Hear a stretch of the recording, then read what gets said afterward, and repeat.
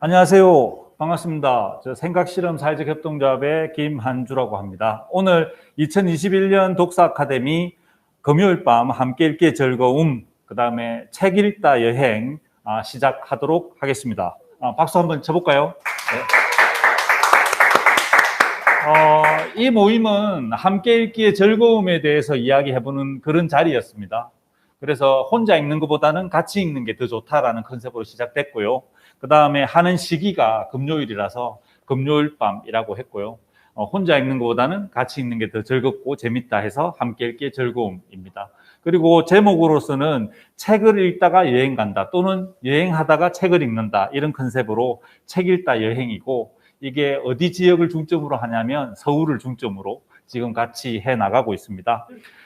창덕궁 왕의 마음을 훔치다 신익원 교수님과 함께 왕의 마음을 훔친 창덕궁을 새롭게 발견하다 이런 주제로 한번 강연을 한번 들어보도록 하겠습니다.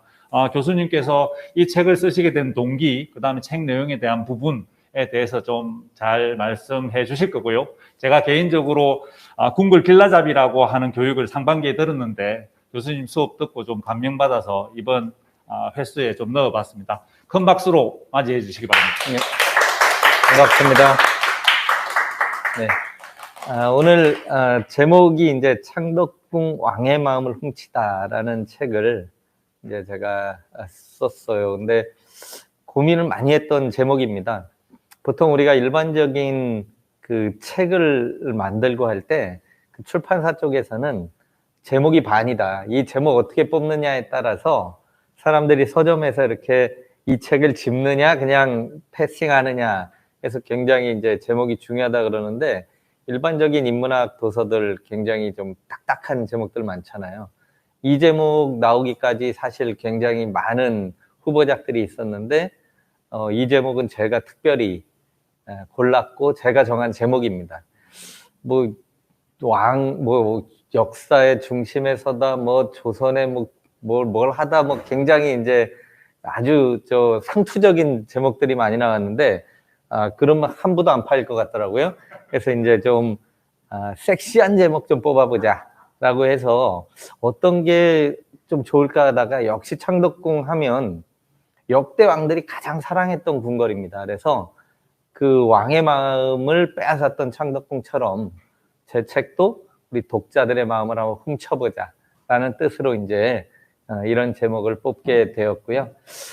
오늘 이제 일반적인 창덕궁 강의 대표님께서는 길라잡이 해설사 교육을 받으셨는데, 그때는 창덕궁의 역사부터 실제로 지금 창덕궁에 남아있는 아주 중요한 그러한 장소들, 건축물들, 이런 것들을 이제 전부 다 이렇게 교육을 하는데, 오늘은 이제 그러진 않고요. 제가 왜 창덕궁이라고 하는 책을 쓰게 되었는지, 저하고 창덕궁에 얽힌 인연, 그리고 앞으로 창덕궁은 이렇게 되면 좋겠다라고 하는 저만의 바람, 이런 것들이 있었어요.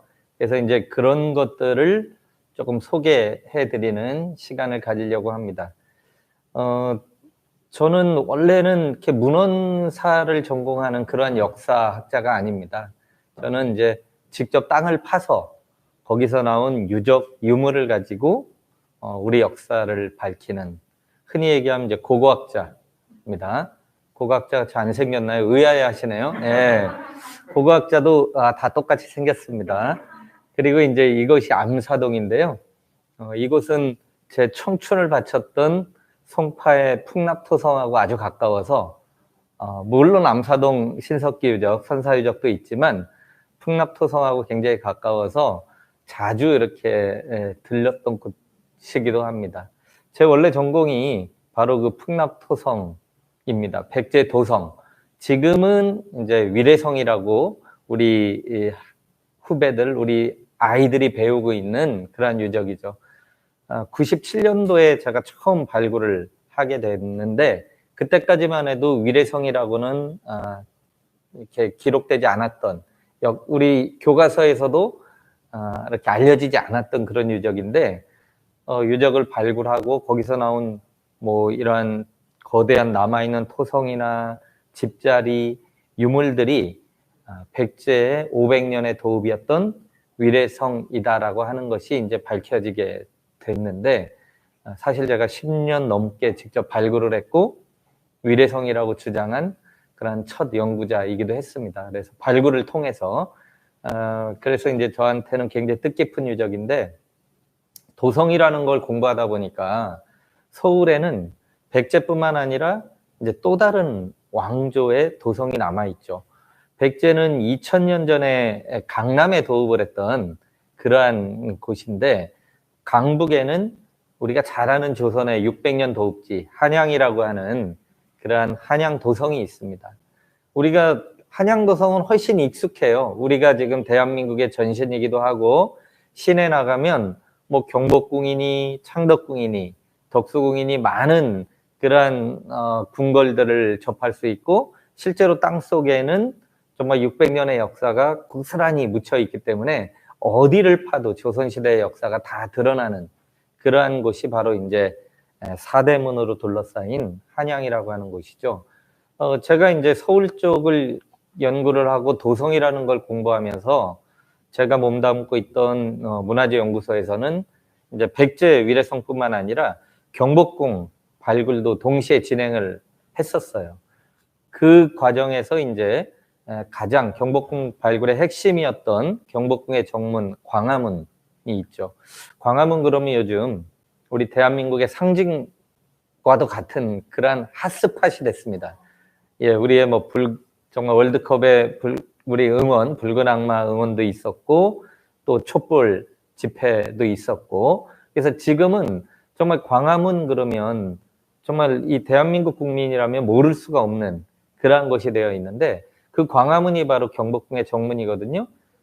그 광화문이 실제로 일제강점기에 다른 곳으로 옮겨졌다가 6.25 때 폭탄을 맞아서 위에 목조 건물이 부서지고 정말 황폐하다시피 한 돌만 남아있던 것을 지금의 위치로 이제 옮기게 되는 그런 과정이 있었는데, 그 옮기는 과정 속에서 실제로 조선시대의 경복궁의 광화문과는 다른 위치에 또 목조로 만들었어야 할 물루 건축을 콘크리트로 만드는 그런 우리 어떤 이제 근대사회, 현대사의 발전 과정 속에 필연적으로 이렇게 생길 수밖에 없었던 그런 아픔 중에 하나입니다.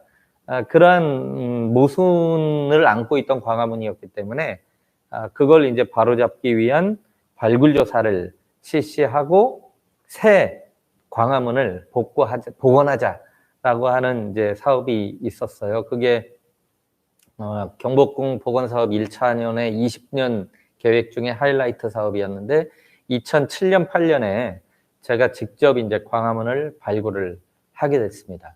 그리고 2008년에 안타깝게도 이제 숭례문 화재가 나서 이제는 국보 1호라는 거 뗐습니다.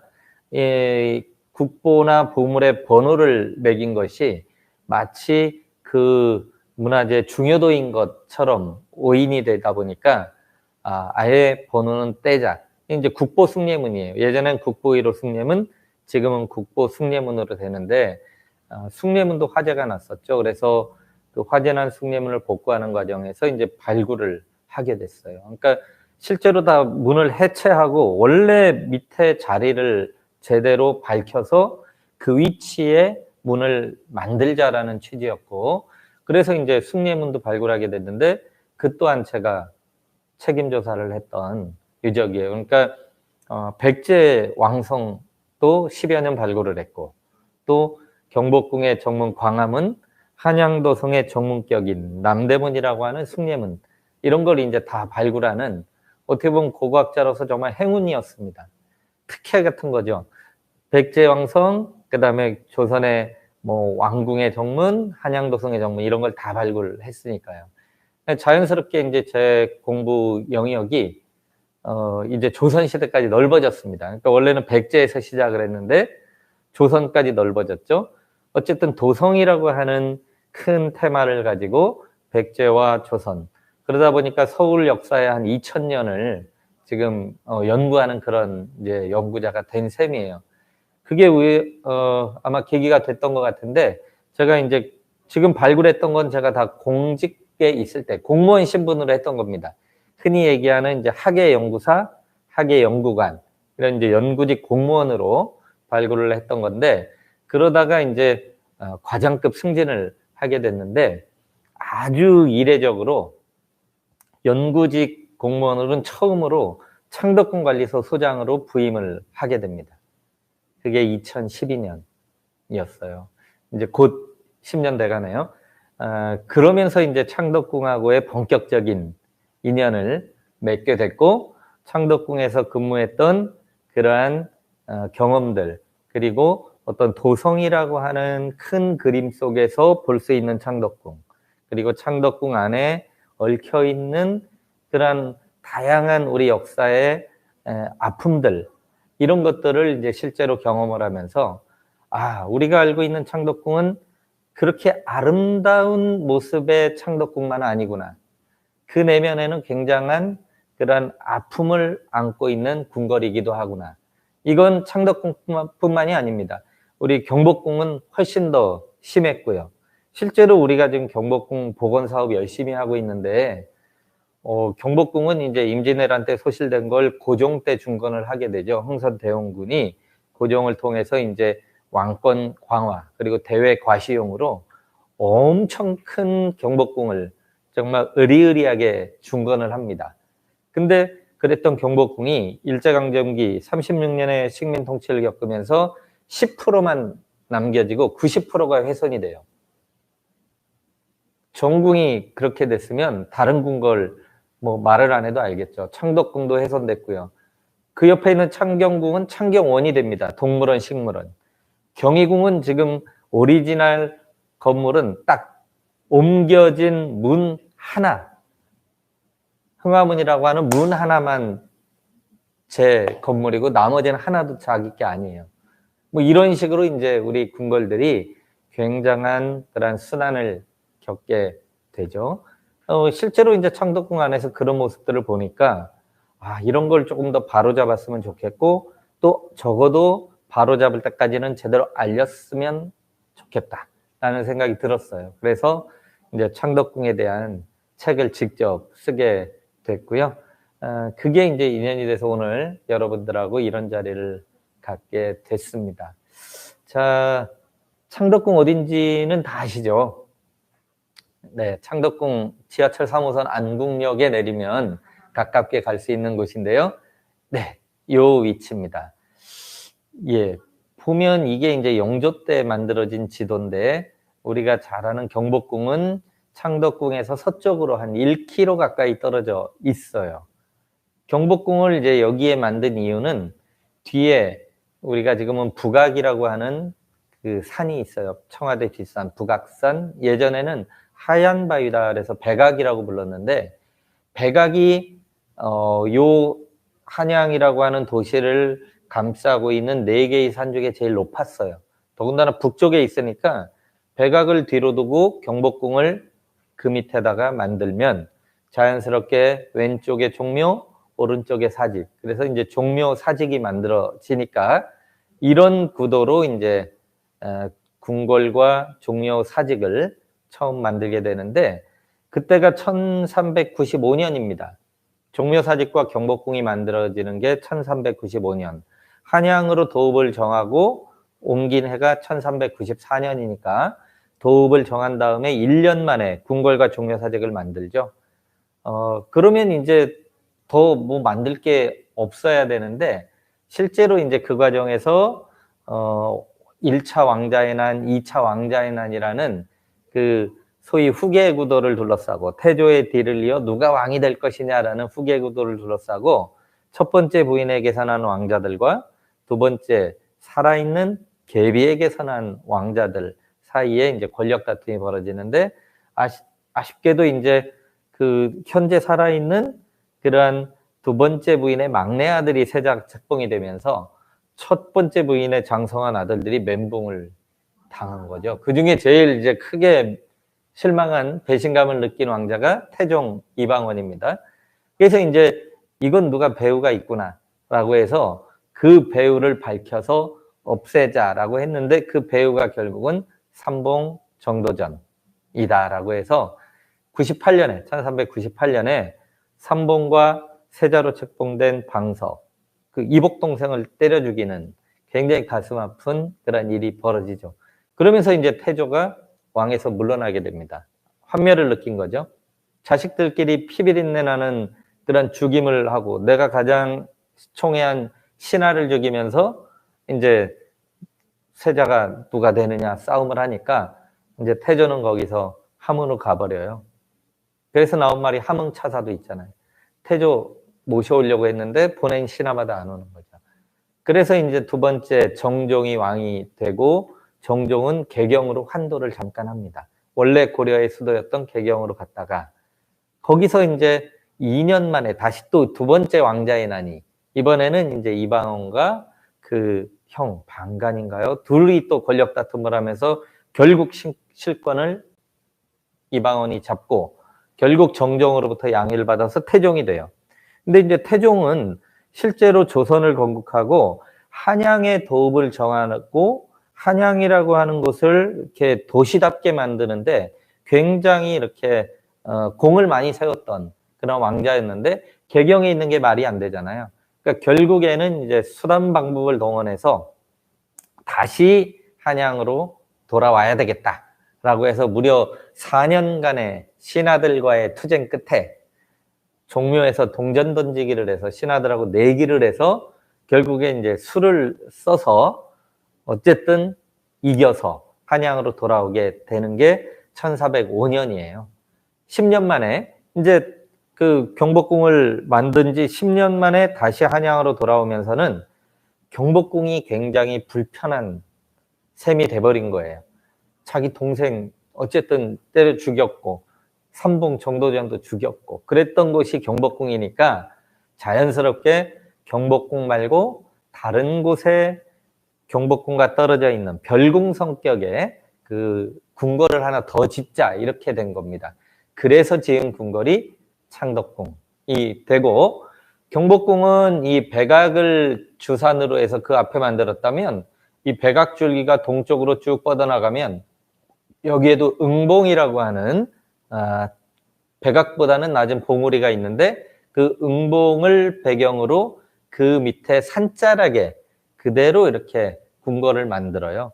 그래서 실제로 나중에 여러분들이 경복궁하고 창덕궁을 한번 비교해 보시면 같은 궁궐인데 10년 만에 지은 궁궐인데 이렇게 다를 수가 있나? 이게 한 나라의 궁궐인데 이렇게 다른가? 이런 생각이 드는데요. 경복궁 같은 경우는 동아시아의 도성 제도 속에서 가장 이상적인 매뉴얼에 따라 만든 궁궐이에요. 유교 질서에 입각해서 네모반듯하게 그리고 가운데서부터 정문에서 일직선으로 쫙 가면서 문이 계속 나오고 양옆으로 대칭해서 건물들이 들어가는 이게 이제 원래 궁궐을 이렇게 만드는 게 정상인데 그러려면 평평해야죠. 그리고 딱 계획적으로 네모반듯하게 해야 되는데 경복궁은 이제 장방형으로 만드는데 근데 창덕궁은 응봉 자락에다가 이렇게 자리를 잡고 앞에 보니까 전부 숲이에요. 만약에 궁궐을 만들면 전부 그 숲을 베고 평탄 작업을 해야 되는데 그러기에는 일이 굉장히 커지잖아요. 그러니까 태종은 그러지 말고 그 숲 자락에 지형을 자연지형을 그대로 살려서 건물들만 안 치자라고 했던 것 같습니다. 그러다 보니 창덕궁은 계속 이렇게 산지 지형에 뭐 높이만 다르게 건물들이 들어가는 그런 양상이고 방향도 남에서 북으로 가는 경복궁하고 다르게 서에서 동으로 이렇게 진행하는 그러한 방식으로 이제 건물이 지어지게 되는데 이곳이 바로 이제 창덕궁이 되겠습니다.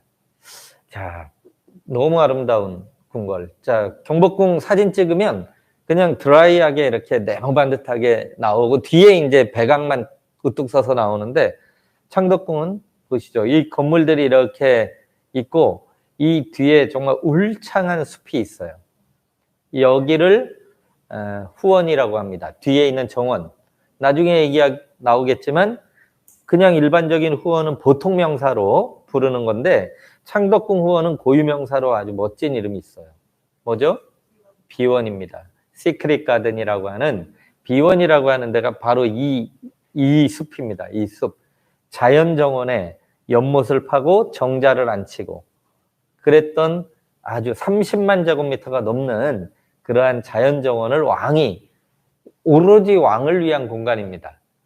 왕만을 위한 자연정원이 30만 제곱미터 넘게 펼쳐진 곳이다. 그러니 왕들이 얼마나 좋았겠어요. 너무나 좋은 곳이다라는 생각이 들죠. 예, 이게 이제 창덕궁의 정문. 자, 여러분들 흔히 궁궐 만들면 그래도 뭐 네모나게 아니어도 뭐 가운데다가 정문 만들어야 그래도 뭐가 격이 좀 있고 그럴 텐데 창덕궁은 전혀 그렇지가 않았어요.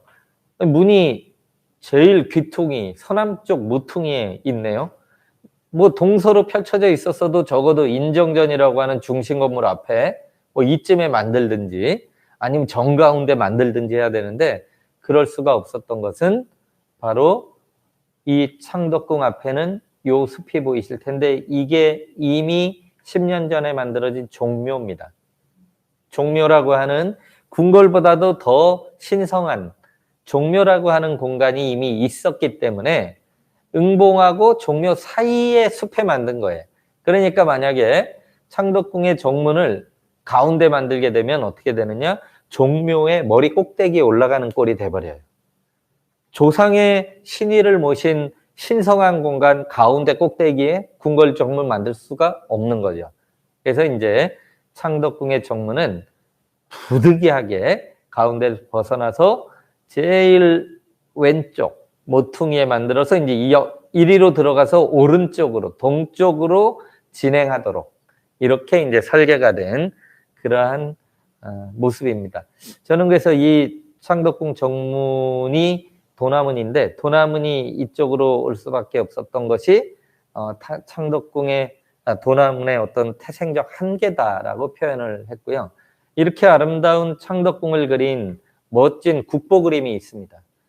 경복궁의 동쪽에 있는 궁궐이다. 그래서 동궐이라고 창덕궁을 불렀는데 동궐을 그린 그림, 동궐도라고 하는 그림이 지금도 남아 있습니다.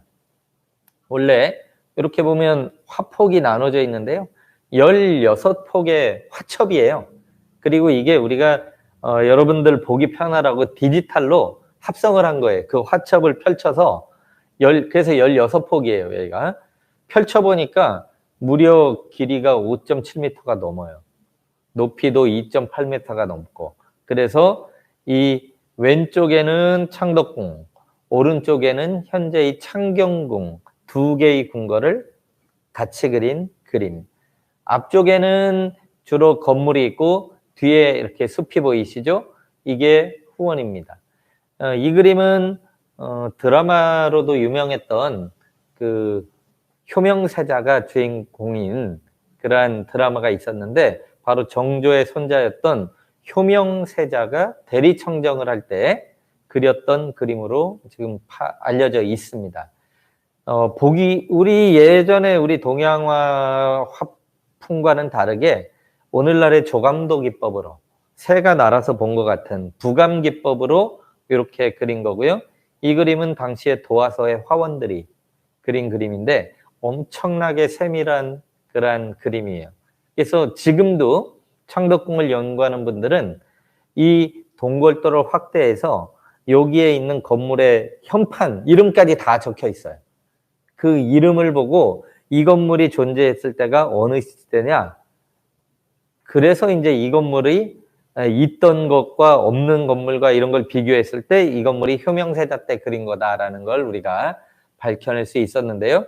어쨌든 이 그림만 있으면 적어도 200년 전의 창덕궁은 우리가 거의 완벽하게 복원해낼 수 있다라고 보시면 되고 지금도 창덕궁에서 좀 의심나는 그러한 게 있으면 이 그림을 펼쳐봅니다. 그러면 어느 지점에 무슨 건물이 있을 것 같은데 라는 걸 우리가 추측을 할 수가 있죠. 고고학자들에게 너무나 유용한 그림입니다. 이 그림이 있는 지점 파면 분명히 있을 겁니다. 200년 전에 있었으니까. 예, 그래서 이 그림이 창덕궁 연구에 굉장히 중요한 그림이다 라고 아시면 될 것 같아요. 예. 창덕궁은 뭐 역사적으로 우리 조선의 궁궐 가운데 제일 긴 그런 역사를 가진 궁궐 중에 하나예요. 경복궁보다 10년 늦게 만들어졌지만 임진왜란 때 다 불타버려요. 경복궁, 창덕궁, 창경궁이 조선 전기에 있던 궁궐인데 다 불타고 이제 임진왜란 후에 새로 궁궐을 만들어야 되는데 당연히 경복궁을 중건해야 되는데 아까 말씀드린 것처럼 경복궁은 고종대에 가서야 만들어져요. 270여 년간은 경복궁은 폐허 상태로 남아 있어요. 그럼 그때까지 정궁은 어떤 궁이었느냐? 바로 창덕궁이에요.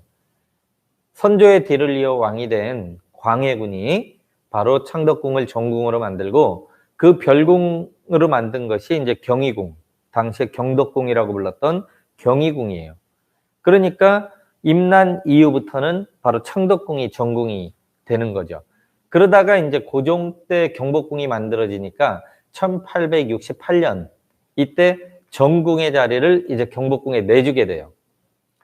그렇게 번듯하게 경복궁 만들었으니까 고종도 경복궁에 안 갈 수는 없잖아요. 가서 살았는데 5년 뒤에 어떻게 되느냐? 자기에게 경복궁을 만들라고 강요했던 아버지가 하야하는 거예요. 흥선대원군이 하야를 하면서 고종은 옳거니 하고 다시 창덕궁으로 돌아와요. 경복궁을 엄청 의리의리하게 지었지만 불편했나 봐요. 그래서 이제 다시 창덕궁으로 오셔서 20년 가까이 또 창덕궁에 있어요. 경복궁은 너무 의리의리했는데 주인 없는 궁궐같이 된 거죠. 그러다가 이제 다시 갑오경장을 계기로 경복궁으로 들어가요. 1894년에. 근데 1년 뒤에 어떤 일이 벌어지느냐? 을미사변. 가자마자 명성황후가 시해돼요. 일본 낭인들, 일본 군인들에 의해서. 얼마나 참 처참합니까? 그죠? 근데 그게 명성황후 시해로 끝나는 게 아니고 나도 죽을지 모르겠다라는 불안을 느끼죠. 그래서 95년에 을미사변이 나고 그 이듬해 러시아 공사관으로 몸을 피하죠. 그게 이제 아관 파천, 유명한 사건이죠. 아관 파천, 러시아 공관에 1년 넘게 머물러요. 한나라의 국왕이, 그건 말이 안 되는 거죠. 그래서 이제 다시 나오게 되면서 대한제국을 선포합니다. 그게 1897년. 그리고 그 황궁을 정해야 되는데, 자, 경복궁 있죠? 창덕궁 있죠? 둘 중에 하나를 해도 될까 말까인데, 고종은 바로 정동, 러시아 공사관, 뭐 미국 공사관, 뭐 이런 외국 제외 공간들이 있는, 그래야 본인이 안전하다라는 생각에 러시아 공사관하고 가장 가까운 지금의 덕수궁, 경운궁을 대한제국의 황궁으로, 원래는 궁궐이 아니었던 궁궐인데 거기를 황궁으로 만들어요. 그리고 나중에 이제 뭐 석조전이니 이렇게 해서 근대와 전통이 어우러진 그런 궁궐이 된 건데, 어쨌든 거기서 대한제국을 선포를 하고 10년 만에 그 사이에 을사늑약이 체결된 장소는 덕수궁 바로 지금 그 뒤편에 있는 중명전이라고 하는 건물이에요. 을사늑약 부당함을 알리려고 헤이그에 특사를 보내죠. 뭐 우리가 잘 아는 이준열산이 하는 분들. 근데 실패하죠. 그래서 이제 일제가 그 헤이그 특사 사건을 빌미로 고종을 폐위시킵니다. 그게 이제 황제가 된 지 10년 만에 1907년에 이제 폐위가 되고 그 아들인 순종이 이제 2대 대한제국의 황제로 등극을 하는데, 황제는 등극을 하면서 경궁에서 등극을 했는데 이제는 폐위된 아버지하고 아들이 같이 있으니까 일제 입장에서는 이건 갈라놔야 되겠다. 만약에 그대로 두면 2대 황제가 돼서도 아버지한테 또 지령을 받을 것 같잖아요. 그러니까 갈라놓자라고 해서 이제 둘을 떼놓는데, 그러면 순종은 이제 어디로 가느냐? 또 경복궁 아니면 창덕궁 가야 되는데 창덕궁으로 가요.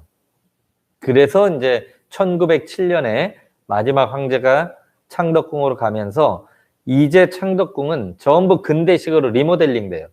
지금 창덕궁의 정전이 인정전, 뭐 나중에 이제 희정당 이런 것들 보면 근대식의 마루가 깔리고 카펫이 놓여지고 그리고 샹데리에가 달리고 커튼이 걸리는 완전히 이제 서양의 궁궐 같은 서양의 궁정. 그래서 저는 희정당을 베르사유에 비유하기도 했었어요. 이제 창덕궁이 1907년부터 마지막 황제가 머물다가 거기서 한일 강제병합도 이루어지고 1926년까지 또 20년 황제가 거의 기거하시다가 서거를 하게 돼요. 거기서 끝이 아니에요. 창덕궁은. 나중에 1963년에는 마지막 황손 영친왕, 일본에 갔던 영친왕이 귀국을 해서 이방자 여사하고 머물렀던 궁궐이기도 합니다. 이방자 여사가 1989년까지 사세요. 그 사이에 덕혜옹주도 이제 여기서 같이 기거하시다가 같은 해 덕혜옹주랑 이방자 여사가 돌아가셔요. 그리고 1991년부터 창덕궁 복원공사를 시작해서 이제 지금과 같은 모습으로 됐는데 어쨌든 전 역사를 볼 때 조선의 궁궐 가운데 가장 긴 조선 전기에 창덕궁 경복궁보다는 10년 늦게 만들어졌지만 역대 왕들이 경복궁이나 창덕궁은 본인이 좋아하는 궁궐에 머물면 되는 거였어요. 그러니까 이제 경복궁과 역사가 거의 같은데 임난 이후부터는 정궁이었고 그리고 마지막 황제가 머물렀던 그러한 역사적 장소도 창덕궁이니까 조선의 궁궐 가운데 가장 긴 역사를 가진 곳이다. 그러다 보니까 남아있는 건물들도 조선 초기에 그러한 유적이 있겠죠. 당연히 처음 만들었을 때. 그리고 임진왜란 이후에 광해군 때 중건된 그러한 건물, 그리고 뭐 중간중간에 수리를 하고 불이 나면 다시 지어야 되니까 그랬던 건물, 마지막 황제가 머물렀던 건물, 다양한 시간대에 건축물이 남아있는 궁궐이에요. 그리고 세계적으로도 유례가 없는 넓은 후원. 이 세 가지가 정말 창덕궁을 창덕궁답게 한 거죠. 이 이유로 세계문화유산으로 등재가 됩니다.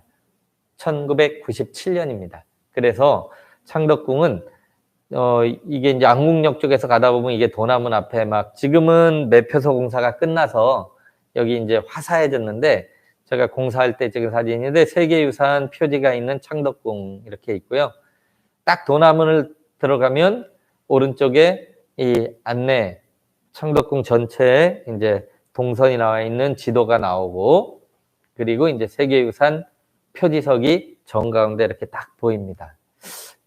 제가 창덕궁 해설을 많이 해드렸어요. 특별한 이제 VIP들이나 또 우리 그 대표님 같이 이제 교육 받아야 해설사 교육할 때는 실내 교육 받고요. 현장 교육도 하는데요. 원래는 저하고 3번 대면하셨어야 되는데 지금 전부 온라인으로만 하고 있고 현장 교육은 아직 하지도 못했습니다. 이게 이제 교육할 때 사진인데 어쨌든 우리 궁궐 중에 유일한 세계유산이다 라고 아시면 될 것 같아요. 이게 이제 2012년 1월에 제가 창덕궁 소장으로 부임했을 때 제 집무실입니다. 도남은 딱 들어가면 오른쪽에 내병조 건물이 있어요. 궁궐 안에 있는 병조다 그래서 내병조라고 하는데 병조가 하는 일이 임금의 출타나 이럴 때 호위를 하고 창덕궁 전체에 대한 출입 통제하고 관리하는 데요. 근데 지금 창덕궁 관리소가 여기 있으니까 저는 이런 건 올바른 활용이다. 아니 임금이 없는데 비워놓을 필요가 뭐 있어요? 지금은 누가 임금입니까? 창덕궁을 찾는 관람객이 임금이에요. 왕이에요. 관람객이 왕이다. 그 관람객들을 잘 서브하는 역할을 하는 그러한 게 중요한데 그게 내병조가 했던 일이니까 창덕궁 관리소가 이 건물에서 쓰는 건 저는 굉장히 좋은 일이다. 만약 여러분 경복궁 관리소는 그 안에 일제강점기에 만들어진 건물 쓰고 있어요. 그런 건물은 어쨌든 원래 궁궐하고는 다른 건데 헐어야 되지만 쓰고 있는 거잖아요. 만약에 이제 여기 관리소를 새로 만들려면 지금 새로 만든 매표소처럼 또 다른 신식 건물 지어야 돼요. 저는 그게 더 훼손이다. 그게 더 경관을 파괴하는 거다. 있는 건물을 잘 쓰면 그게 제대로 된 활용이다 생각을 합니다. 어쨌든 이제 2012년에 부임을 했고요. 그 내병조에서 탁 여기 문을 열면 요 이제 마당하고 건물들이 펼쳐지는데 제 책에서 정말 그 제가 저자 서문에 딱 부임할 때의 그 느낌을 이제 제가 저자의 글 첫 문단으로 쓴 게 있어요. 이거 한번 읽어봐 드릴까요? 제가 썼지만 잘 쓴 것 같아요. 이 부분은. 네.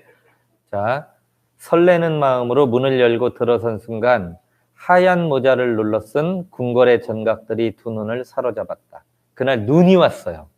그러니까 발령일 아침에 출근해야 되는데 밤에 눈이 온 거예요. 이른 아침인지라 아무도 내딛지 않은 궁궐의 마당은 깨끗하다 못해 눈이 부실 지경이었다. 2012년 1월 필자와 창덕궁의 만남은 이렇게 시작되었다. 그날은 필자가 창덕궁 관리소장으로 부임한 첫날이었다. 새 소장을 깨끗한 모습으로 맞아주기라도 하려는 듯 밤사이 내린 눈은 창덕궁을 온통 순백으로 바꾸어 놓았다. 나중에 들은 말이지만 아름다운 창덕궁의 설경에 긴장감마저 날려버린 필자와는 달리 직원들은 새로운 관리자와 대면하는 첫날부터 혹여 눈 때문에 문제가 생기는 건 아닌지 마음을 졸였다고 한다. 예, 저는 눈이 서먹히 쌓인 좀 아무도 밟지 않은 궁궐을 탁 보고 와, 이거 완전히 서설이잖아요. 나를 이렇게 환영해 주는구나. 너무 좋았는데 대신 직원들은 눈 와서 혹시나 이제 불상사가 생기는 게 아닌가라고 해서 밤새 마음을 졸였다 그래서 아, 이게 관료 사회가 이런 거구나. 나는 그냥 눈 오니까 마냥 좋았는데 관리하시는 분들은 아, 이게 불편한 일이 될 수도 있겠구나 하는 걸 그때 알았습니다. 그래서 아, 그게 이제 어떻게 보면 첫날 그 에피소드가 제가 창덕궁 소장으로 있는 내내 아, 직원들한테 어떻게 대해야 되겠다라는 그 생각을 갖게 했던 사건 중에 하나였는데 아무튼 이게 이제 제가 책 서문을 쓴 제 첫 문단입니다. 그날이 이랬습니다. 그리고 도남은 정말 이제 정문인데요. 늠름하죠. 이게 이제 광해군 때 만들었던 조선 중기 건축을 대표하는 건데 경복궁 뒤에는 백악이라고 하는 주산이 있다 그랬잖아요. 도남은 뒤에는 요 문, 요 앵글로 들여다보면 월대에서 이렇게 딱 보면 북한산 중에 상당히 높은 봉우리, 삼각산 봉우리 말고 그 앞쪽에 보현봉이라는 굉장히 높은 봉우리가 있는데 바로 창덕궁은 이 보현봉을 뒤에 주산처럼 가지고 있어요. 그래서 맑은 날 가시면 이 도남문의 문 사이로 보현봉을 이렇게 볼 수가 있습니다. 아무튼 창덕이라고 하는 이름도 덕을 굉장히 창성하게 한다라는 거고요. 도남문도 그 덕으로서 백성을 돈독하게 교화한다 이런 뜻이에요. 그러니까 창덕궁은 굉장히 덕을 강조한 궁궐입니다.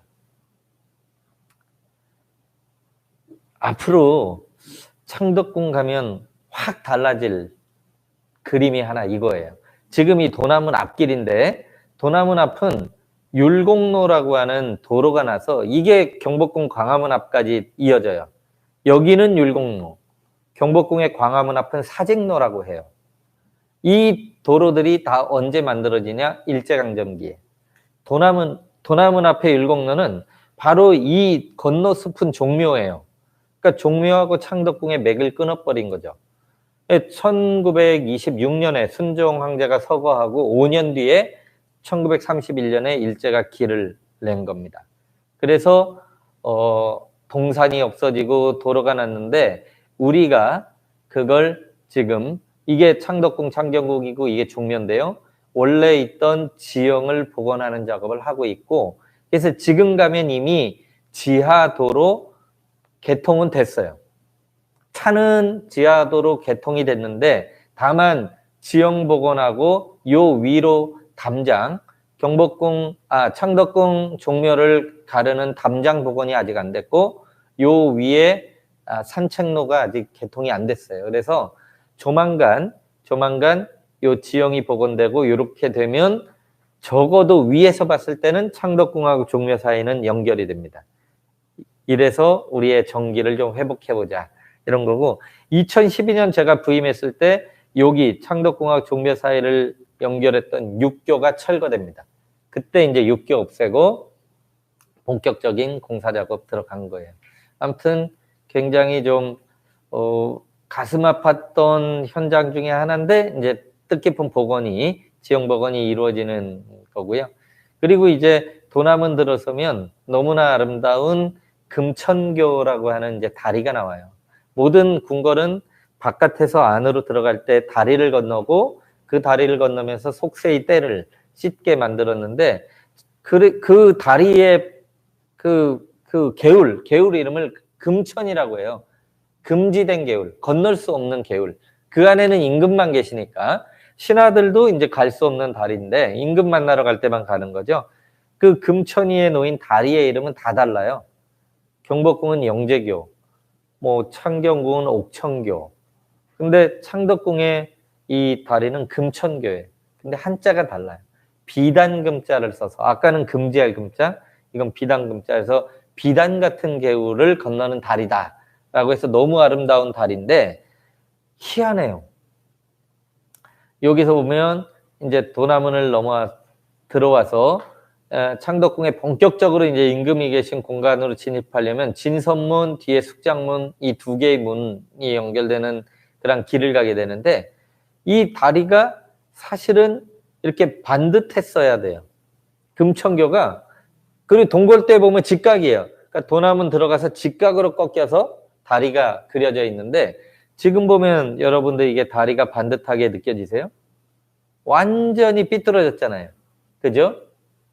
이게 아니 동골도 200년 전에만 해도 반듯한데 지금 삐뚤어졌다. 그럼 그 사이에 그런 거죠? 누가 그랬을까? 왜 그랬을까? 당연히 의심이 가죠. 합리적 의심이. 심증이 가죠? 예, 일제강점기에 그랬을 것 같죠? 근데 아무런 기록도 없고 그런 거예요. 누가 했는지 모르는 거죠.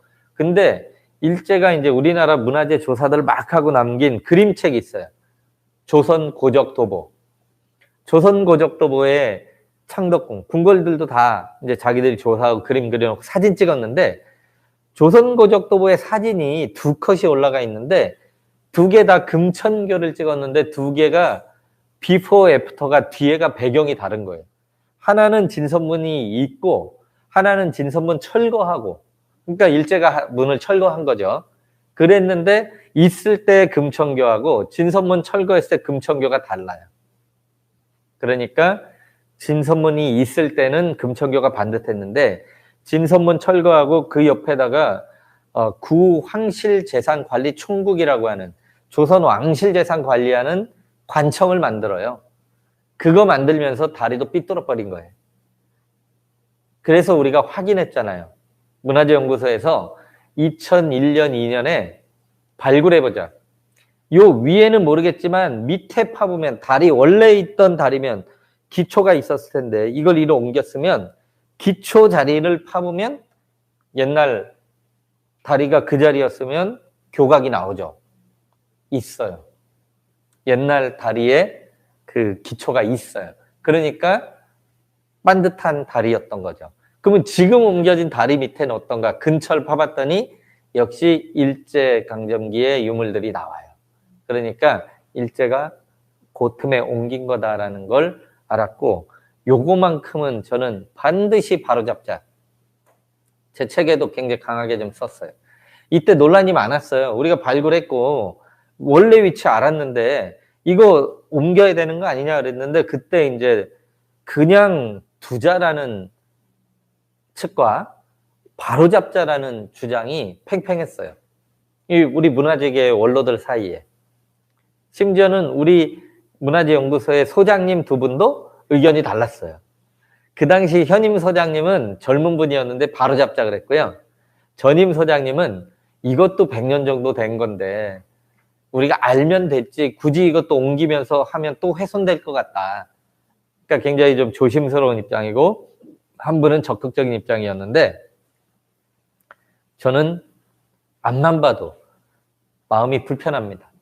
여기 가서 이 비뚤어진 금천교를 건널 때마다 속세의 때를 벗고 아주 정결한 마음으로 임금을 만나야 되는데 분노가 치밀면서 임금을 만나러 가게 돼요. 그래서 나는 이거는 좀 바로잡고 싶다라는 생각이 들어요. 자, 이제 참 후원 가면 정말 절경이 펼쳐집니다. 창덕궁 후원은 이제 태종 때부터 만들어져요. 그때는 좀 좁았나 봐요.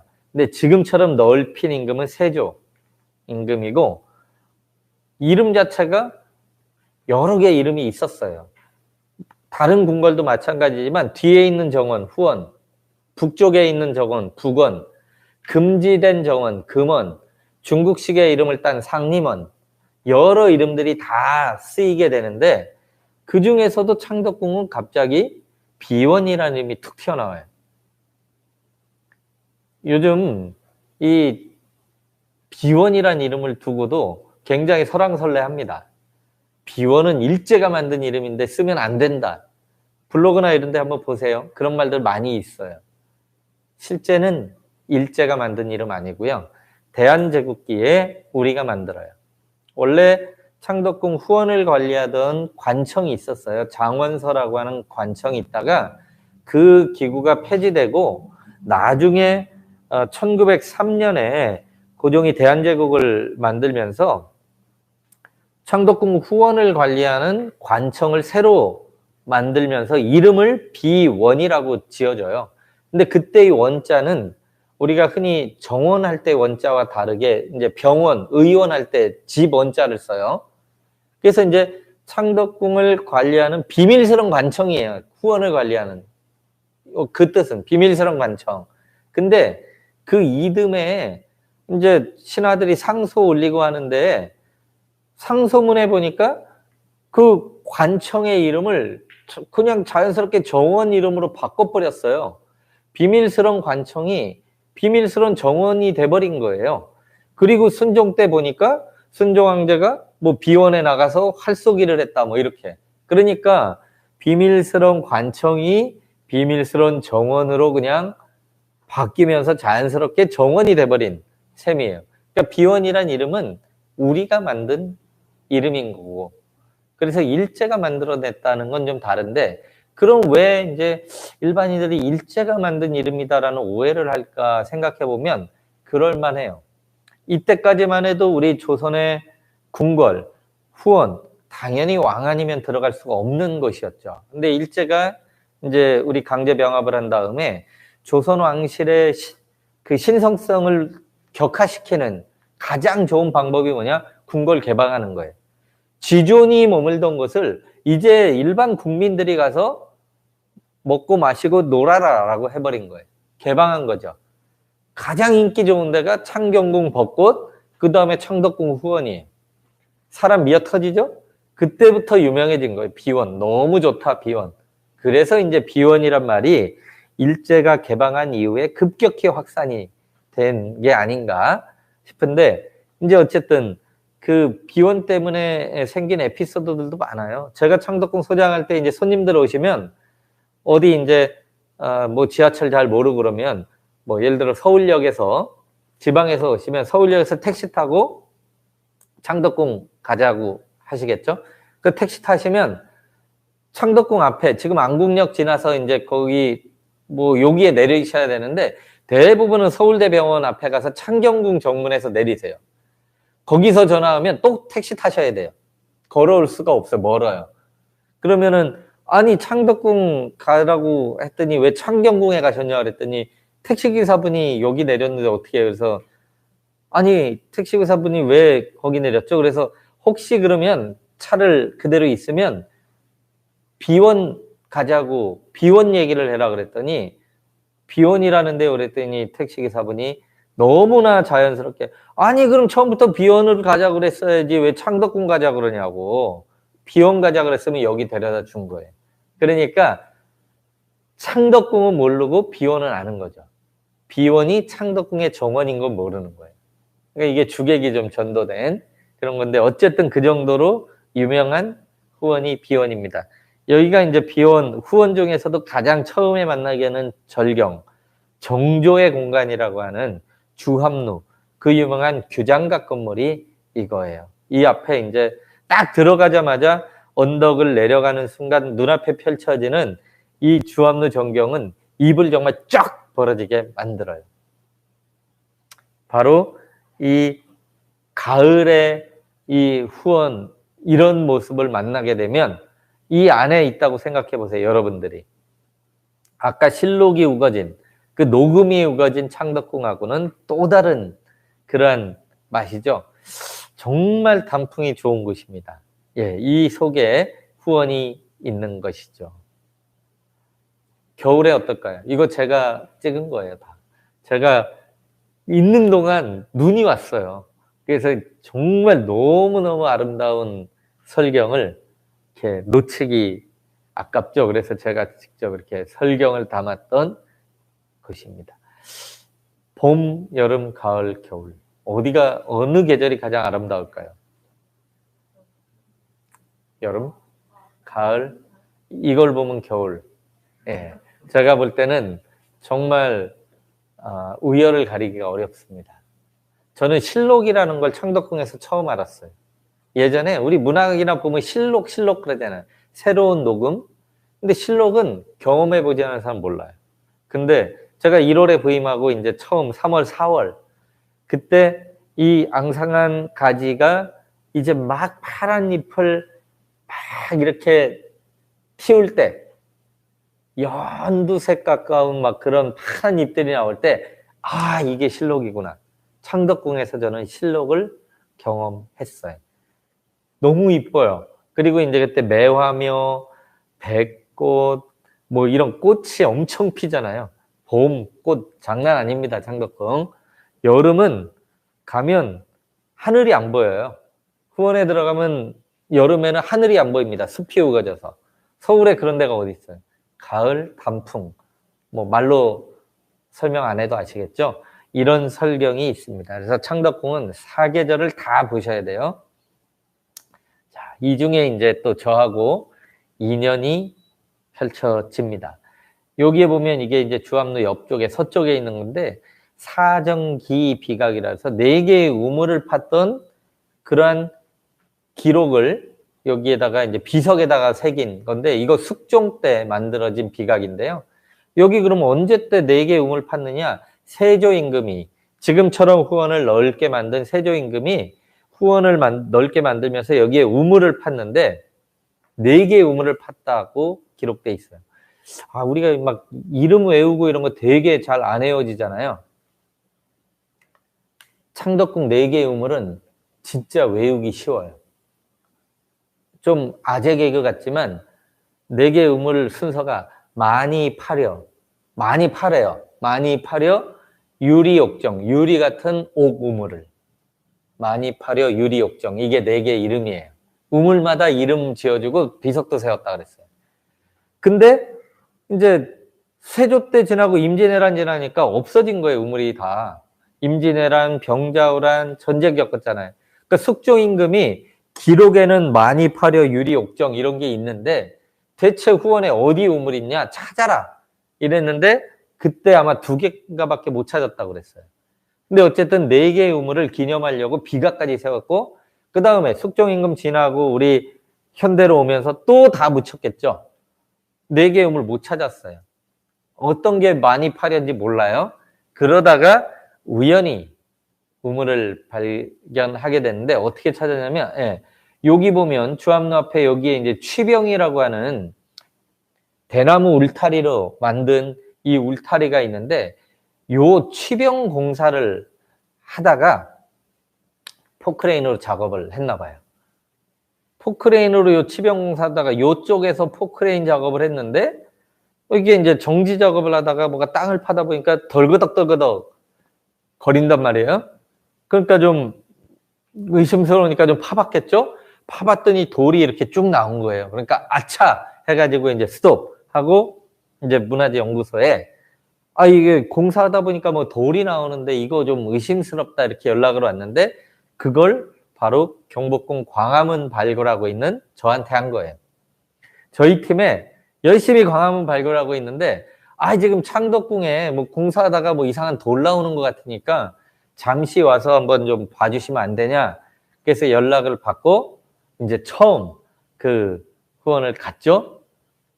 그때 발굴한 우물이 요거하고 요거예요. 너무 이쁘지 않습니까, 우물? 많이 파려 유리 옥정 가운데 이름은 몰라요. 근데 2개 차렸어. 2개. 아무튼 2개의 우물이 이렇게 있었고 하나는 드러나 있었어요. 드러나 있었는데 이것도 조선시대 우물인지 몰랐어요. 아, 그냥 또 일제강점기에 일제가 팠나 보지 했는데 이 기초를 봤더니 둘 다 조선시대 우물이에요. 조선 전기. 그래서 4개 중에 2개 찾았고 이 우물이 지금 이제 이렇게 정비가 되어 있는데요. 아무튼 어떻게 보면 소장으로 오기 전에 이 우물을 먼저 만났죠. 저는 이제 이 우물이 더 인연이 있는 거예요. 그전에는 사실 금천교 발굴할 때 우리 옆에 직원이 발굴할 때 구경 갔었던 거. 그러다가 이 우물은 이제 제가 직접 발굴하기도 했던 우물입니다. 그 다음 이제 제가 소장이 돼서 이제 갔는데 그 주암로 앞에 연못 이름이 부용지고 그 부용지라고 하는 이름을 갖게 된 건 이 부용정이라고 하는 정자 때문에 그래요. 부용이 연꽃이란 뜻이에요.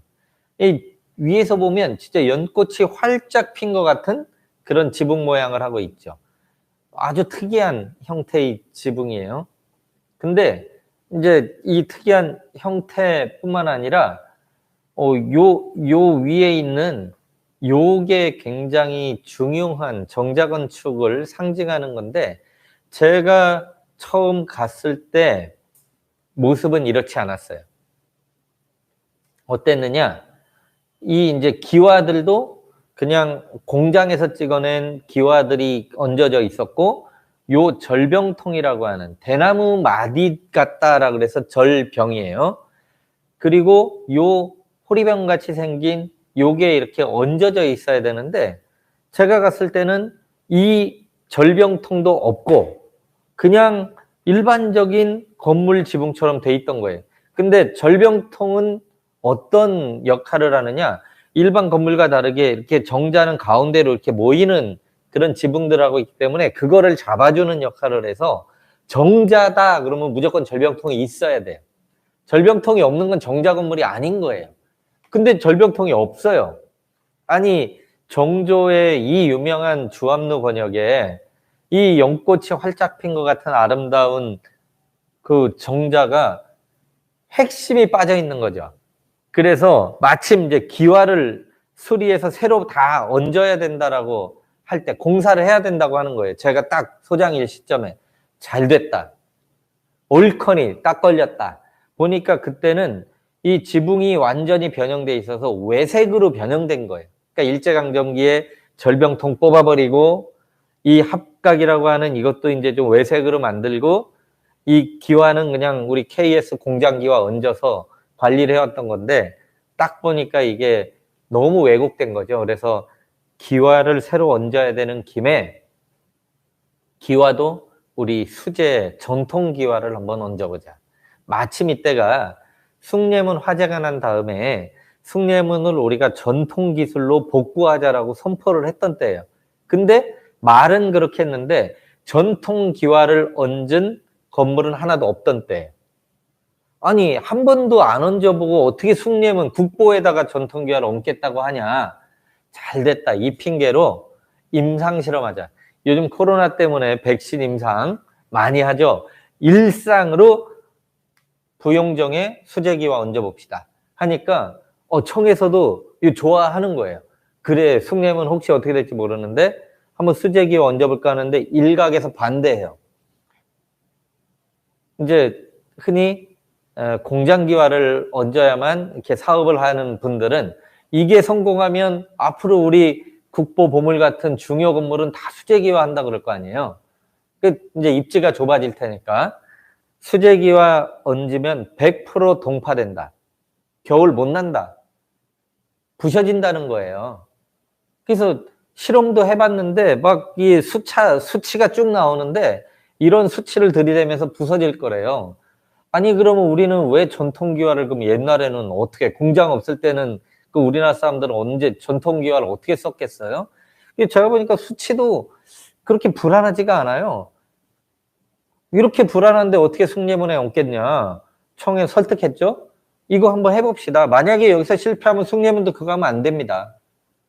그래서 설득해서 했는데 그해 겨울이 무지 추웠어요.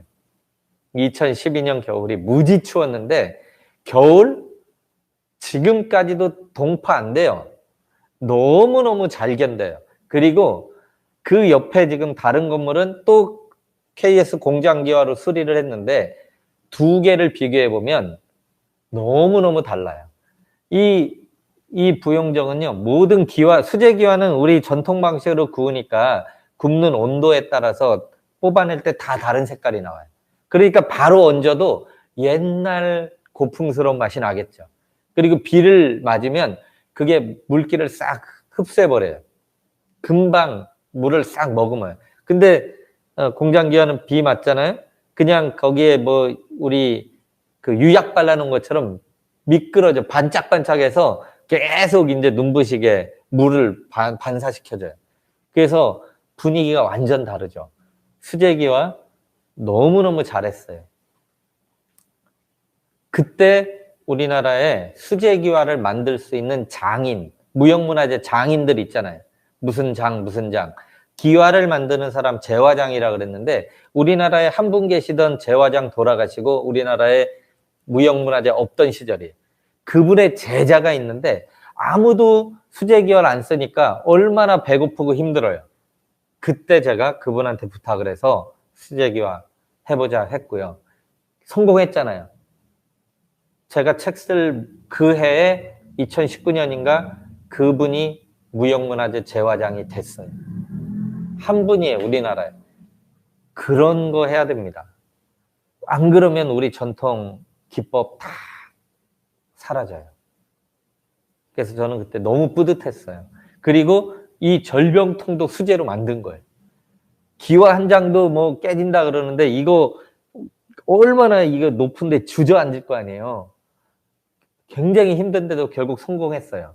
근데 이건 성공한 것보다 더 힘들었던 게 뭐냐면 절병통 얻는다고 했을 때 문화재위원회에서 반대했어요. 고증이 안 됐다. 우리 문화재보건에서 제일 중요한 키워드 뭐냐? 고증입니다.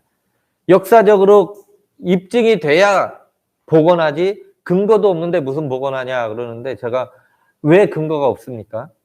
동골도에 이 호리병 딱 그려져 있어요. 절병통. 동골도에 이거 꽂아져 있다는 게 있는데 없는 게 비정상이지 있는 게 비정상입니까? 그랬더니 있는 건 알겠는데 이렇게 생겼는지 어떻게 아냐. 근데 다행히 쌍둥이 정자가 있어요. 이거 정조 때 만든 거거든요.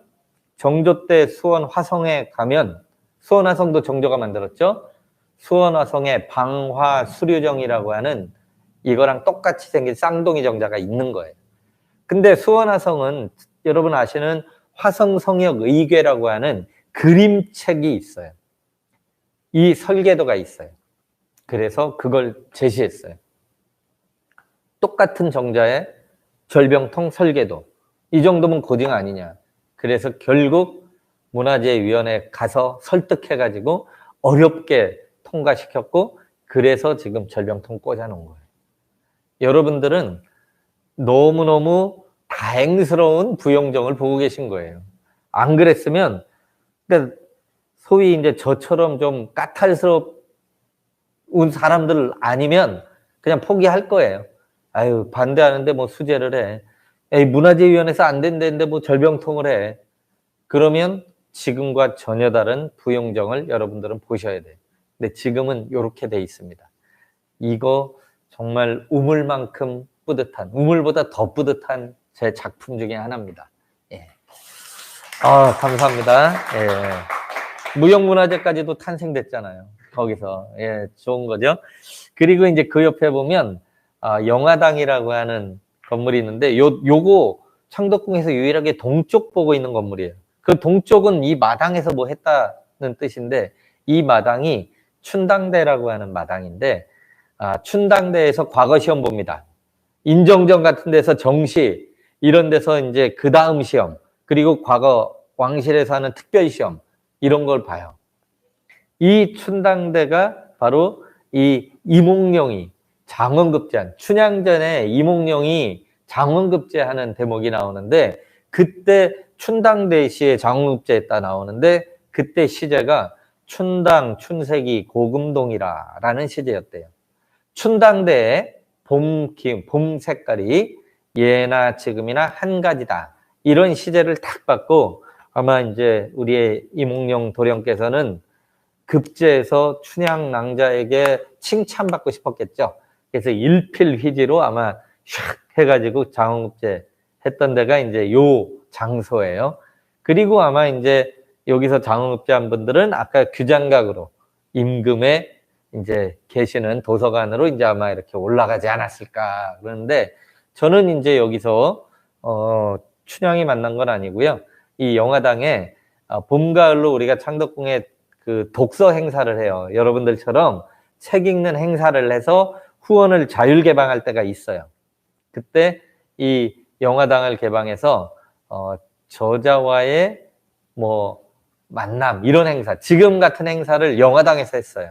그래서 제가 딱 이렇게 제가 이 영화당 마루에서 부용지를 내려다보면서 춘당대를 내려다보면서 이런 이제 창덕궁 책 그 같이 이렇게 읽었던 그런 행사를 했던 기억이 있네요. 그리고 이제 제가 좋아하는 장소 중에 하나, 조금 이제 올라가면 덕을 존중하다. 또 창덕궁의 덕. 이거 인조 때 만든 아주 특이한 2층 정자예요. 육각형이에요. 육각형. 저 육각형을 굉장히 좋아하는데 왜 그러냐면 풍납토성의 백제 관료들의 주거지가 육각형이었어요. 특이한 형태죠. 근데 여기도 딱 육각형 주거지가 있는데, 그래서 좋아한 것보다는 이 지붕, 자 이제 눈치채셨을지 모르겠는데 이 그림, 이 존덕정의 안에 천장에 있는 청룡, 황룡이 어우러진 그림이에요. 제가 왜 이 그림을 보여드릴까요? 네, 맞습니다. 여러분이 가지고 계시는 이 책 표지에 이 청룡, 황룡이 바로 존덕정에 있는 너무나 화려한 그림이에요. 용, 그럼 왕이잖아요. 예, 이 바로 두 마리의 용의 마음을 제가 훔친 거예요. 예, 이 책 표지에 있는 이 사진 너무 화려하지 않아요? 예, 그러니까 이 정자가 얼마나 정말 격이 높아 보였겠어요. 청룡, 황룡 두 마리가 여의주를 이렇게 다투는 이러한 그림이 이 존덕정의 천장이고요. 바로 그 천장 밑에 보면 여기에 아주 중요한 유물이 걸려 있어요. 이건 뭐 노란 건 판때기요, 하얀 건 글씨다 이렇게 보실 텐데, 이 판이 바로 오른쪽에 제목이 쓰여 있는데 만천명월 주인옹자서라고 쓰여 있어요. 무슨 뜻이냐? 만천명월 주인옹이 스스로 썼다. 그러면 쓴 사람이 신익원이 아니고 만천명월 주인옹. 그게 뭐냐? 정조가 스스로를 불렀던 호예요. 정조 임금은 자기 스스로를 만천명월의 주인 할아버지다 이렇게 얘기를 했어요. 그 만천명월은 무슨 의미냐? 자, 만개의 개울에 밝은 달 이런 뜻이에요. 자, 여러분 달이 한번 둥근 달이 하늘에 떴다고 생각해 보세요. 달이 하나 딱 뜨면 그 달빛에 전국에 있는 개울마다 다 달이 비칠 거 아니에요. 그죠?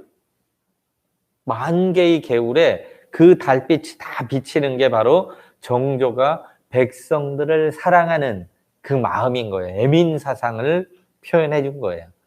근데 만 개의 개울에는 다 달이 비치지만 실제로 달은 하늘에 떠 있는 달 하나잖아요. 그게 바로 나 정조다. 자신을 가리키는 말. 그러니까 이 애민사상과 함께 얼마나 정말 그 자신에 대한 카리스마가 딱 들어가 있는 말. 너무 절묘한 말. 정조를 너무 잘 표현한 말인 것 같아. 스스로가 그런 거예요. 내가 만 개의 개울에 이렇게 다 비추고 있지만 그건 내가 백성을 사랑하는 마음이고, 그럼에도 불구하고 이 임금이라고 하는 것은 하늘에 떠 있는 독보적인 존재 같은 것이다. 이런 이제 의미 같아요. 그리고 이 글씨는 뭐냐? 정조가 생각하는 그러한 천하관, 대인관, 그러한 자기의 뭐 철학이니 뭐 이런 것들. 우리가 흔히 개혁군주라고 정조를 묘사하잖아요. 서울들을 등용해서 능력에 우선을 두고 신분이 아니라 능력 위주로 선발을 하고 뭐 이랬던, 정조는 굉장히 급진적인 사상을 실제로 가지고 있었나 봐요. 그게 결국에는 이제 나중에 신하들과의 그러한 뭐 갈등의 요소가 되겠지만, 어쨌든 이 만천명을 주인홍 자서라고 하는 그 내용이 이렇게 쓰여 있는 그 판이 이 존덕정에 걸려 있어요. 그래서 여기 가면 왠지 그 정조의 그 마음을 이렇게 읽을 수가 있는 그런 공간이고요. 그것뿐만 아니라 이 존덕정에서 본 이 밑에 거꾸로 본 거군요. 존덕정을 올려다본 그림, 이게 존덕정. 너무너무 아름다운 연못이 있어요. 가을에. 이건 존덕정 쪽에서 본 모습. 아무튼 존덕정 주변이 정말 절경입니다. 그래서 저희가 아주 좋아하는 그러한 궁궐이고요. 그리고 이제 마지막, 자, 이제 후원은 아까 뭐 주암루 권역, 그 다음에 오늘은 제가 존덕전만 소개했지만 그 사이에는 뭐 숙종 때 만든 애련지, 그리고 효명세자가 만든 연경당 이런 거 있고, 그리고 이제 후원의 제일 깊숙한 골짜기가 바로 옥 같은 개울물이 흐르는 공간, 옥류천이라고 하는 그런 곳이 있어요. 여기에 보면 이제 옥류천이라고 하는 그 글자가 이렇게 옥류천 이렇게 각을 해가지고 써놨어요. 그래서 이제 옥류천이다라고 우리가 흔히 부르는데, 인조의 친필 각자라고 우리가 하고요. 거기에 숙종이 지은 오원절구가, 시가 이렇게 딱 요 바위에 이제 또 새겨져 있어요. 그리고 여기 보면 요 홈이 이렇게 파여 있는데, 요 홈이 흔히 우리 유상곡수라고 하는 그런 거예요. 그래서 여기다가 물이 이렇게 흘러내리면 여기에 술잔을 딱 띄우면 이 술잔이 이렇게 흘러서 요 폭포 같은데 뚝 떨어지게 되겠죠. 바로 이 정자에서 임금과 신하가 어울려서 시 한 수 짓기 내기를 하는 거죠. 요 술잔이 떨어지기 전까지 시 한 수를 읊어라 하면 이제 한 수 읊고 한 잔하고, 이러한 이제 풍류가 이렇게 있는 공간인데, 이 숙종의 오원절구 내용을 보면 참 기가 찹니다. 이 바위 절벽이 실제로는 1m가 안 될 것 같은데, 오원절구의 내용을 보면 비류 300척, 요락 9,000대, 간시 백홍기, 번석 만학례라, 이렇게 쓰여 있어요. 무슨 뜻이냐? 비류 300척, 흐르는 물이 300척을 날라서 9천에서 이렇게 떨어진다. 요락 9천, 300척을 날아와서 9천에서 이렇게 물이 떨어지는데, 그걸 보니까, 떨어지는 밑을 보니까 하얀 백무지개가 일어나고, 거기에서 나오는 소리가 만 개의 골짜기에서 이렇게 우레와 같은 소리가 난다는 거예요. 여러분, 여기 술잔 놓고 떨어지는 1m 채 안 되는 그 물줄기를 보면서 우리의 임금님들은 정말 300척을 날아서 9천에서 떨어지고 막 백무지개가 일어나는 감흥을 받는 막 그런 우레 소리를 느끼는 거예요. 이게 조선의 왕들의 풍류예요. 얼마나 풍류가 있어요? 이걸 보면서. 그래서 역시 왕들 대단하구나. 그리고 저는 무엇보다 이 정자의 이름이 너무 좋아요. 정자 이름이 소요정이에요.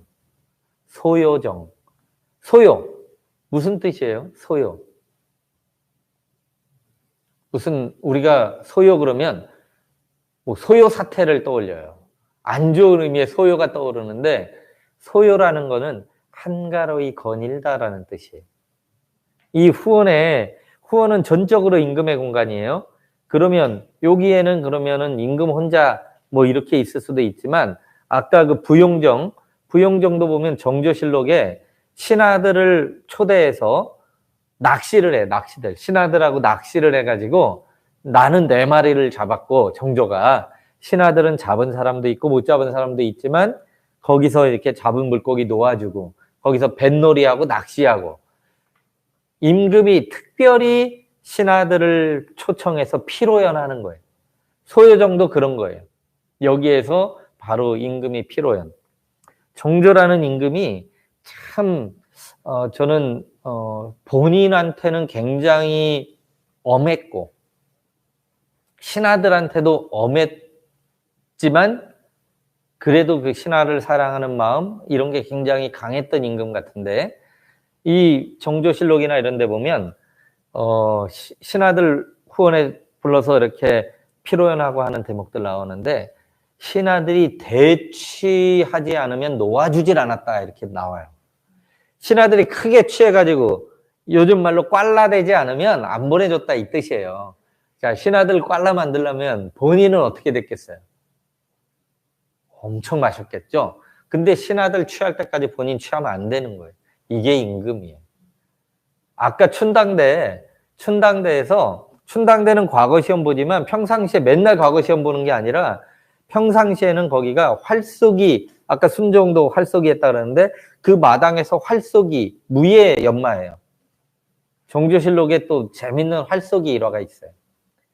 이제 정조 활 굉장히 잘 쐈다고 하는 인물이 무예가 뛰어났다고 하는 인물인데 이제 활쏘기 요즘 뭐 우리가 양궁에서 정말 이번 올림픽 양궁 아니었으면 정말 우리가 심심할 뻔했는데 너무너무 양궁 잘하잖아요. 이게 잘할 수밖에 없어요. 우리는 왕들도 활을 그렇게 잘 쏘셨나 봐요. 정조 임금 5발씩 50발을 쏴요. 5발씩 10순 50발을 쏘는데 49발까지는 10이에요. 10. 우리 무조건 10. 예? 그리고 이제 한 발을 엉뚱한 데 맞히는 거예요. 그러면 이제 누가 봐도 우리 정조 임금께서 저거 못 맞히실 분이 아닌데 이런 생각이 들잖아요. 그러면 저기 실수가 아니라 일부러 안 맞힌 것 같다라는 이제 우리도 충분히 아는데 정조께서는 그걸 꼭 얘기를 하세요. 내가 일부러 안 맞췄다. 너희들 민망할까 봐. 이렇게 하고 그러면 당신만 잘 쓰면 좋은데 정조는 그거 안 해. 학문도 가장 조예가 깊었던 임금이지만 활쏘기도 잘했고 신하들도 그걸 잘해야 된다고 생각했던 임금이에요. 그래서 신하들도 내가 49발 맞히면 너희들도 최소 몇 발은 맞춰야지 이래가지고 거기서 테스트해요. 그 테스트해서 통과한 신하들만 내보내줘요. 통과 못하면 어떻게? 야자해야 돼. 나머지 학습해야 되는데 맨날 남아서 나머지 그 활쏘기 학습한 신하가 바로 다산이에요. 정혜아경 선생이 글 공부 천재잖아요. 글 잘했는데 요거 못했나 봐. 그래가지고 맨날 어디서 했느냐? 저쪽 지금 신선원전 쪽 가면 거기 부경이라고 있어요. 부경터에서 거기가 활쏘기 했던 그런 데라고 알려져 있고요. 이 옆에 또 농산정이라고 하는 데서 정조 임금이 어머니 해경궁 씨 회갑 직전에 회갑을 환갑잔치를 화성 가서 하는데 그 전날 가마 타고 가야 되잖아요. 가마꾼들을 불러서 위로를 해주면서 음식을 대접하는 그런 대목도 나와요.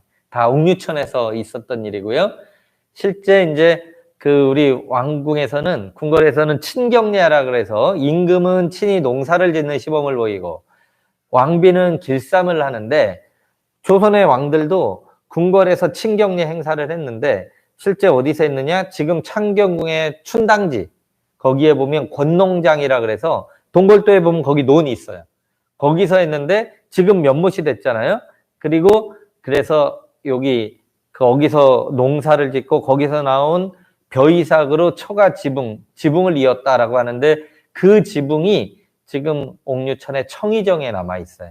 그리고 이게 그 앞에 조그만 논처럼 만들어서 농진청하고 창덕궁하고 행사해서 모내기 행사하고 하는데 이게 제가 예, 잘 안 어울리지만 예, 제가 이렇게 해맑게 모내기 하고 있는 추수할 때군요. 이거 추수할 때. 그래서 제가 청의정에서 이렇게 하기도 했고 또 이제 제가 참 덕분에 세계적으로 유명해질 때가 있었어요. 갑자기 미국에 있는 선배가 전화해서 뉴스에서 봤다.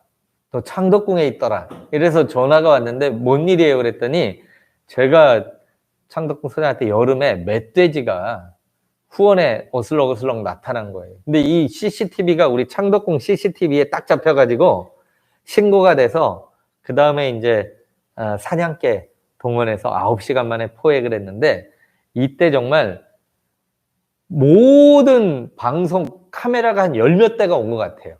그래가지고 이 멧돼지 포획 장면을 생중계했어요. 9시간 만에.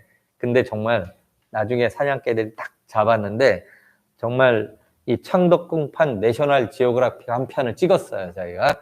이게 제가 이제 막 그때 이 긴박한 상황에 이렇게 막 하고 있던 상황이고 이 뉴스 보시고 연락을 했는데 어쨌든 멧돼지 덕분에 제가 전 세계로 얼굴이 팔린 적이 있고요. 오늘 마지막 창덕궁 나올 때 보면 마지막에 꼭 이제 해설하면서 보는 데가 향나무. 이게 700년 된 향나무라고 이제 설명을 하는데 나무가 700년 되면 거의 이제 죽어요. 이건 버틸 수가 없는 거예요. 이 향나무 보면 껍질밖에 안 남았어요. 가운데는 줄기가 하나도 없어요. 껍질만 있고 근데 이파리가 이렇게 아직 있는데 이 제가 아까 동골도 말씀드렸죠. 동골도가 얼마나 세밀한 그림이냐면 이 향나무를 그리고 있는 거예요. 근데 보세요. 이 지지대 버팀목을 해놨잖아요. 동골도 그릴 당시에도 이거 노거수라서 혼자 못 쓰는 나무예요. 그래서 이렇게 이렇게 해놨는데 제가 소장으로 있을 때 이제 그 직전에 태풍 때 좀 잘라지고 이랬는데 야 우리나라 옛날에 뭐 괴산의 왕소나무인가 이거 쓰러졌다 그래가지고 사람들이 소나무가 나이가 먹으면 쓰러지고 뭐 태풍 쓰러질 수도 있는데 자연사 하는 것도 마치 인재다 이렇게 이제 비난을 하는 거 있잖아요. 아니 나이 먹으면 죽는 거고 동물도 죽고 식물도 죽는데 하필 그때 죽으면 죽일 놈이 되는 거예요. 그래가지고 제가 봤을 때 이 향나무가 굉장히 불안해요. 안 되겠다. 나 있을 때 이 향나무 쓰러지면 천연기념물이에요. 창덕궁에서 제일 오래된.